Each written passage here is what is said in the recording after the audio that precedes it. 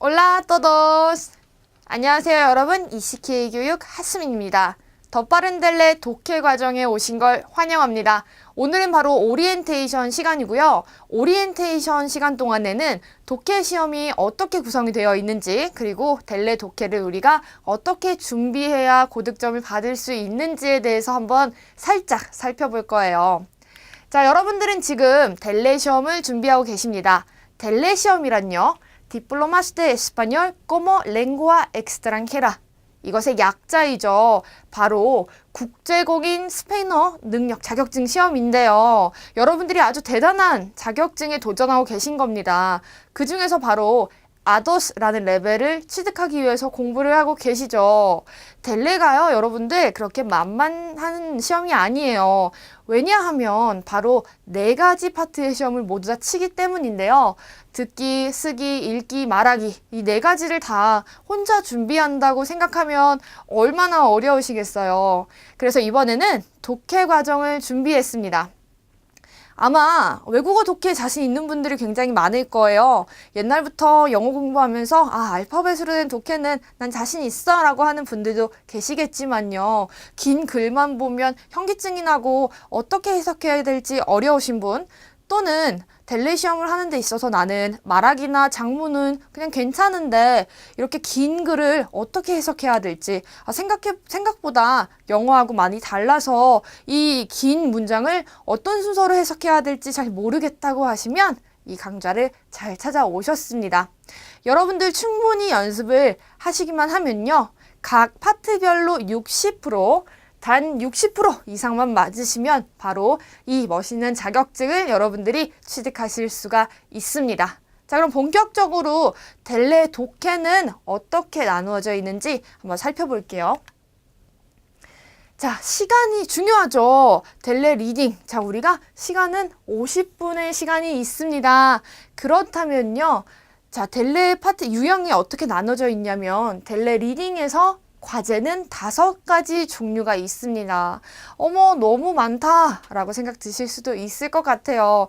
때문에 우리가 글을 잘 읽어도 시간을 잘 분배해야 문제를 잘 풀 수가 있겠죠. 따레아 우노 같은 경우에는요, 10개의 글이 나옵니다. 10개의 글과 관련된 7개의 문장을 연결하시는 게 우리가 해야 될 일이고요.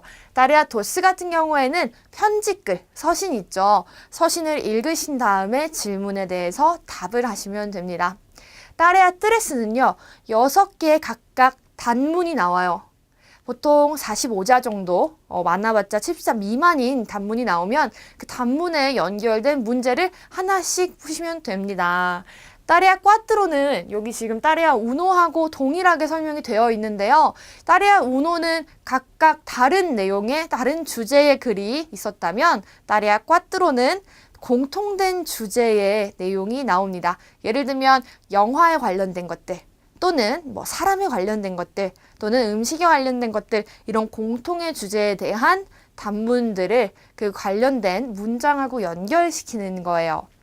마지막 따레아 꽈트로는요, 장문 읽기입니다. 긴 글이요. 긴 글 부담스럽지 않으세요? 자, 이렇게 여러 가지 유형이 있는데요. 그럼 이번에는 하나하나 한번 살펴보면서 어떤 유형의 글을 읽어야 되는지를 한번 볼게요. 자, 말씀드렸던 것처럼 따레아 우노. 자, 7개의 짧은 문장 있죠. 한 문장을 문단과 어떤 10개의 글과 연결시켜야 합니다. 여러분들이 아무리 글을 잘 읽어도요, 오답이 많아버리면 우리가 자격증을 취득할 수가 없겠죠. 자, 이 텍스트, 이 글의 주제는요, 어떤 것에 대한 공지, 안내글, 아니면 광고라던가 메모들이 됩니다. 각기 다른 내용이 나오고요. 여러분들은 그 중에서 핵심이 되는 부분들을 항상 키워드를 표시하시면서 문제를 읽으셔야 돼요. 시간은 제가 따레아가 5가지 과제가 있기 때문에 우리에게 주어진 시간은 50분이니까 10분씩 할애하면 된다라고 이렇게 했는데, 사실 여기에서 여러분들이 시간을 단축시킬 수 있다면 정말 너무 좋겠죠. 자, 7개의 지문 읽을 때마다 키워드에 밑줄을 치시고요. 그럼 이 키워드는 어떤 것이 되냐면요, 자, 여러분들이 잘 모르는 단어들 있죠? 그런 것들은 무조건 연습하실 때마다 잘 적어두시고 외우셔야 돼요. 왜냐하면 그 단어를 다른 유형의 단어로 패러프라이징 할 거기 때문에 다 유사한 단어들, 동의어들 또는 반의어들 이런 문장 단어들을 잘 정리해서 기억하고 외워두시고요. 수치하고 관련된 키워드에다가는 항상 밑줄을 치시면서 읽으시면 될 것 같습니다. 자, 그리고 앞에서 지문에서 7개의 단문에서 읽었던 표현 중에서 유사한 표현이다 라고 생각되는 표현은 텍스트를 읽으시면서 밑줄을 그으면서 읽으면 되겠죠. 자, 이번에는 따레아 도스. 두 번째 유형은 어떤 게 있는지 볼게요. 편지글 읽기예요. 편지글. 그럼요, 제 생각에는 5개 질문에 대답하는 건데 글을 잘 읽으시기만 한다면 이건 정말 좋은 점수를 받을 수 있는 아주 좋은 유형의 문제입니다. 왜 편지를 썼는지, 또 편지를 쓴 사람에게 편지 쓴 사람이 편지를 받는 사람에게 어떤 걸 제안하는지만 잘 체크하시면 문제를 잘 풀 수가 있어요. 그렇기 때문에 받는 사람하고 보내는 사람이 누군지를 항상 꼭 정확하게 체크를 하셔야 되고요. 문제를 먼저 읽어보고 서신을 읽는 것도 키포인트가 될 수 있을 것 같습니다. 단락마다 나눠져 있으니까 단락마다 키워드나 핵심 문장에 줄치는 거 잊지 마시고 문제는 늘 차분하게 풀어보시면 됩니다. 자, 그럼 다음 유형 볼게요. 따레아 뜨레스. 자, 여기도 고득점을 받을 수 있는 좋은 유형의 문제인데요. 왜 그러냐면 6개의 텍스트가 나오는데 단문이에요. 보통 45자에서 70자 미만, 75자 미만의 단문이 나오면 그 단문이 내용은 공지, 안내, 공고 같은 따레아 우노에서 나왔던 내용과 유사한 글이 나오는데 독립된 문제들이 딸려 있습니다. 때문에 여러분들이 한 텍스트를 읽고 그 밑에 달려있는 그 질문을 답하시면 되거든요. 그럼 좋은 점이 뭐냐면 여러분들이 앞에서 읽었던 내용을 마지막까지 기억하지 않아도 된다는 거죠. 단문을 읽고 문제를 풀고 단문을 읽고 문제를 푸시면 되겠죠. 하지만 여러분들이 주의하셔야 될 점은요. 가격, 시간, 정확한 정보하고 관련된 부분에 항상 초점을 맞추면서 푸시는 겁니다. 그런 부분을 문제에 내기 때문이죠. 여러분들이 여기에서 좋은 점수를 받을 수 있을 거라고 생각합니다. 따레아 꽈트로는 따레아 우노하고 유사한 유형이라고 말씀을 드렸죠. 하지만 공통된 주제에 관련된 글이기 때문에요. 제가 봤을 때는 여기에서 고득점 하기에는 만약 여러분들이 연습이 좀 많이 필요하다고 생각을 합니다. 왜냐하면 다 비슷한 유형의 글이 적혀 있기 때문에 여러분들이 헷갈릴 수가 있어요. 때문에 만약에 제목이 있다라고 하면 제목을 꼭 읽어서 이것과 관련된 내용이 나오겠구나 라고 꼭 체크를 하셔야 되고요. 요거 읽으시면서 항상 중요한 키워드가 되는 부분 또 모르는 단어 같은 것들을 잘 체크하면서 읽어주시면 되겠습니다. 자, 마지막 따레아 싱꼬는요. 부담을 느끼시는 분들이 굉장히 많을 거예요. 앞에 있던 유형의 문제에서 시간을 단축시키고 이 따레아 싱꼬에 여러분들이 힘을 쏟아야 되는데요. 그 이유는 이 장문이 어렵기 때문이 아니라요. 여러분들의 집중력이 떨어졌을 수 있기 때문이에요. 앞에서 시간을 많이 단축시킨 다음에 힘이 좀 빠진 상태에서 따레아 싱꼬를 푸신다라고 하면 어떤 방법을 추천드리냐면요. 따레아 싱꼬를 먼저 풀고 나서 다른 것들을 푸셔도 괜찮다라고 말씀을 드립니다. 왜냐하면 장문이기 때문에 내용을 전체적으로 잘 이해를 해야 하죠. 그리고 각 단락마다 중심 문장도 찾아야 하고요. 힘이 들 수 있기 때문에 먼저 푸시는 것도 나쁜 방법이 아니에요. 자, 어떤 종류의 글이 나오냐면 뉴스나 기사 같은 그런 정보성 글이 나오고요.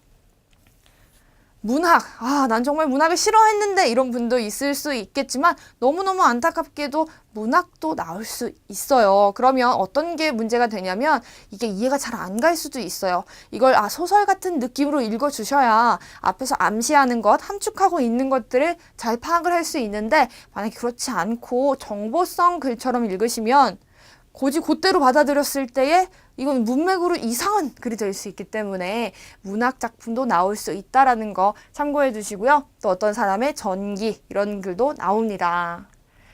자, 만약에 제목이 있으면 제목부터 파악을 하셔야 되고요. 그리고 당연히 단락마다 중심 내용이 있겠죠. 긴 글에는 각 단락마다 말하고 싶은 주제가 있어요. 우리 예전에 수능 볼 때에 여러분들이 연습하면서 비문학 푸셨던 기억이 있으세요? 비문학 풀었던 그때처럼 각 문단마다 중심 문장 꼭 파악하시고요. 차분하게 문제를 푸는 연습을 하시길 바랍니다. 독해가 유형이 많은 것 같이 느껴져서 여러분들이 부담이 가장 클 것 같아요.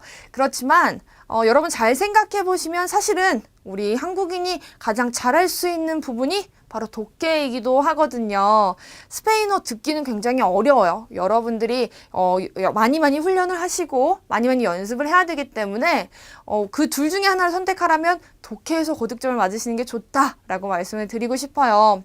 여러분들이 대신에 해주셔야 될 건요. 바로 단어를 외우시는 거죠. 독해를 하기 위해서 단어를 모르신다면 이건 독해하는 기술을 연습을 해도 어렵죠. 단어를 모르기 때문에.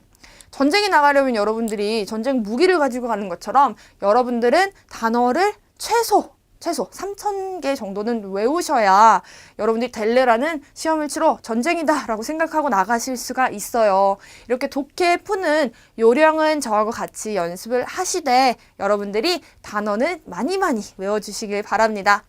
자, 독해 오리엔테이션 여기까지고요. 여러분들이 이제 마음의 준비가 조금 되셨다라고 생각하시면 이제 저랑 같이 더 빠른 델레 독해 과정 같이 공부해 보겠습니다. 여러분 그럼 우리 다른 영상에서 만나요. 차오! 아스탈 루에고!